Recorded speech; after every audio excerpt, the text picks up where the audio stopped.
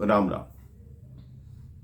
केवट ने बहुत विनती की कि मैंने आपको गंगा पार किया, अब मुझे भवसागर के पार कर देना। राम जी फिर भी उसको देने की हट करने लगे। केवट ने कहा ठीक है, मैं आपसे ले लूंगा, लेकिन इस मुद्रिका पे राम नाम अंकित है। कोई स्वर्ण की मुद्रिका होती मैं ले लेता, कोई हीरे की होती मैं ले लेता, कोई चांदी की होती मैं ले लेता, पर मैं राम नाम की लिखित मुद्रिका कभी नहीं ले सकता। उस समय में राम नाम की इतनी कीमत थी। राम नाम को वो कहता है बेचा नहीं जा सकता। आज कई लोग ऐसे हैं जो राम नाम को बेचकर ही अपना जीवन चला रहे हैं। कहते ठीक है, मेरे को एक वचन दे दो, 14 साल बाद जब आप वापस लौट कर आओगे, अपने हाथों से जो दे दोगे वो मैं ले लूंगा। राम जी कहते बांध लिया तुमने, अब मेरे से वचन ले रहे हो कि 14 साल बाद वापस लौट कर आओगे। कहते मुझे ज्ञात है भैया, प्रभु मुझे ज्ञात है कि आप तो आ जाएंगे, लेकिन भैया लक्ष्मण आपको इधर से आने नहीं देंगे। वो यही कहेंगे कि केवट ने बहुत तंग किया था, हमें उसके पास नहीं जाना। प्रभु ने कहा नहीं ठीक है, मैं तुम्हें वचन देता हूं। केवट कहते ठीक है, मैं इधर उधर हूं तो आवाज लगा लेना, मैं तुरंत आ जाऊंगा। तो राम जी कहते अच्छा हम चलें, अब आप अपनी नौका पर जाओ। केवट ने कहा कैसी नौका प्रभु, कौन सी नौका?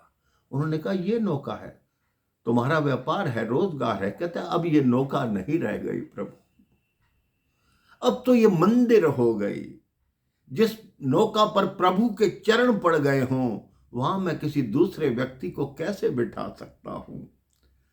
और आपके दर्शन के बाद मुझे संसार में किसी को देखने की इच्छा नहीं है। आज के बाद मैं अपनी आंखों पे पट्टी बांधता हूं, इस नौका की रोज धूप दीप किया करूंगा, इसका भोग लगवाया करूंगा। 14 वर्ष बाद जब आप आकर बैठेंगे, तभी मैं ये आंखों की पट्टी खोलूंगा, तभी ही ये नौका चलाऊंगा, उससे पहले नहीं चलाऊंगा। राम जी कहते हैं कि केवट तुम कितने धन्य हो। हम भी कहते हैं, हम तो बस ये कह सकते हैं कि धन्य धन्य वह केवट है, ये धार धन्य पतवार धन्य, और धन्य धन्य गंगा तट है। इसी के साथ जो केवट का प्रसंग है उसकी इति होती है।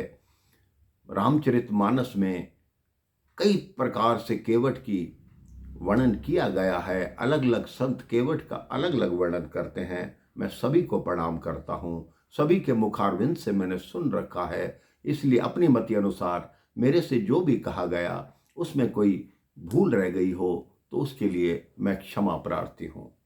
जैसे ही तट के पार पहुंची, निषाद राजगुह ने सारी व्यवस्था कर रखी थी। वहां पार्थिव लिंग की स्थापना की गई। प्रभु श्री राम ने भगवान शिव की पूजा की, माँ सीता ने गंगा की पूजा की। माँ गंगा प्रकट हुई कि तुझे क्या आशीर्वाद दूं। बस मेरा आशीर्वाद यही है, तुमने तो मेरे से आशीर्वाद मांगकर मुझे धन्य कर दिया। मेरा आशीर्वाद यही है कि 14 वर्षों के पश्चात अपने पति और देवर के साथ तुम सकुशल अयोध्या अवश्य आओगी, और जितने असुर इस पृथ्वी पर हो चुके हैं, इन्हीं 14 वर्षों में उन सब का विनाश हो जाएगा। अब राम जी निषाद राजगुह को कहते हैं कि मित्र अब आप भी लौट जाइए। वो कहते हैं ऐसा मत कहो प्रभु, मैं तो आपके साथ ही रहूंगा। उन्होंने कहा नहीं, अगर आप मेरे मित्र हैं तो जाके अपना कर्तव्य निभाइए, अपनी प्रजा को संभालिए, हम आगे वन गमन अकेले ही करेंगे। तो निषाद राजगुह ने बोला ठीक है प्रभु, मैं आपके रहने की व्यवस्था करवा के कुटिया बना कर दे आऊँगा, उसके पश्चात लौट आऊँगा। राम जी ने उसके लिए आज्ञा दे दी कि ठीक है, तब तक आप हमारे साथ चल सकते हैं, क्योंकि हमें भी अभी कुटिया बनाने का अनुभव नहीं है। एक बार आपको बनाते हुए देख लेंगे, उसके बाद तो हम स्वयं बना लिया करेंगे। तो निषाद राजगुह प्रभु श्री राम, माँ जानकी एवं लक्ष्मण के साथ अब जंगल में प्रवेश करने लगे। और सबसे पहले प्रभु श्री राम प्रयागराज पहुँचे। प्रयागराज पहुँचकर उन्होंने क्या क्या किया, ये मैं आपको अगले प्रसंग में बताऊंगा। राम राम, जय श्री राम।